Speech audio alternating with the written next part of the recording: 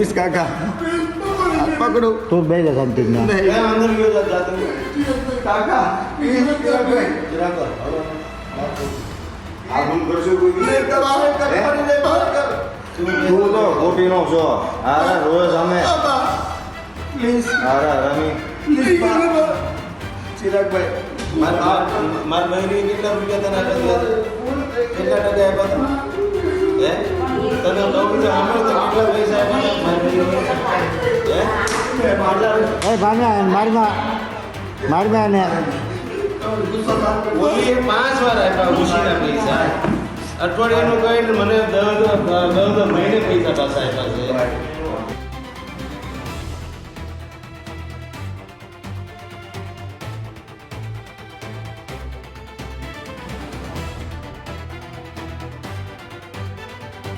સુરતમાં એક સમયે જેનું નામ સાંભળીને લોકો ફફડતા હતા તેવા માથાભારે અને કહેવાતા ડોન ચિરાગ ગોઠીની શાન હવે સુરત પોલીસે બરાબરની ઠેકાણે લગાવી દીધી છે. ડ્રગ્સના કેસમાં પકડાયા બાદ જ્યારે પોલીસે તેનો વરઘોડો કાઢ્યો ત્યારે તરત જ જનતાએ તેનો શર્ટ ફાડી નાખીને પોતાનો ભારે રોષ ઠાલવ્યો હતો. પરંતુ ચિરાગ ગોઠીના પાપનો ઘડો માત્ર અહીંયા જ નથી ભરાતો. આ માથાભારે શખ્સ પોલીસના સંકાચમાં આવતા જ હવે તેના ડરથી ચૂપ બેઠેલા લોકો હિંમત કરીને આગળ આવી રહ્યા છે.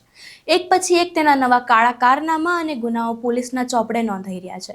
રિવોલ્વરની અણીએ વેપારીઓને ધમકાવવાથી લઈને જમીન પચાવી પાડવા સુધીના તેના હાલના ગુનાઓનો આખો ચિઠ્ઠો બહાર આવ્યો છે. નમસ્કાર, ચક્રવાત ન્યૂઝમાં આપનું સ્વાગત છે. હું પૂજા.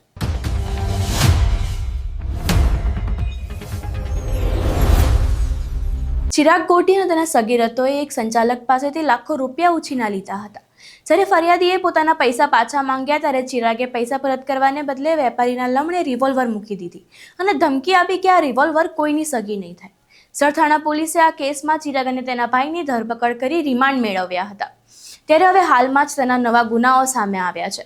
તેને એક વેપારીની માલિકીની જમીન ગેરકાયદેસર રીતે પચાવી પાડવા અને જમીન ખાલી કરવા માટે ધાક ધમકી આપવાનો વધુ એક નવો ગુનો નોંધાયો છે. ત્યારે હવે આ મામલે આગળ શું થાય છે, ચિરાગ ગોઠીના હજુ કેટલા નવા કેસ સામે આવે છે અને પોલીસ તેની સામે કેવા પગલાં લે છે તે હવે જોવાનું રહ્યું.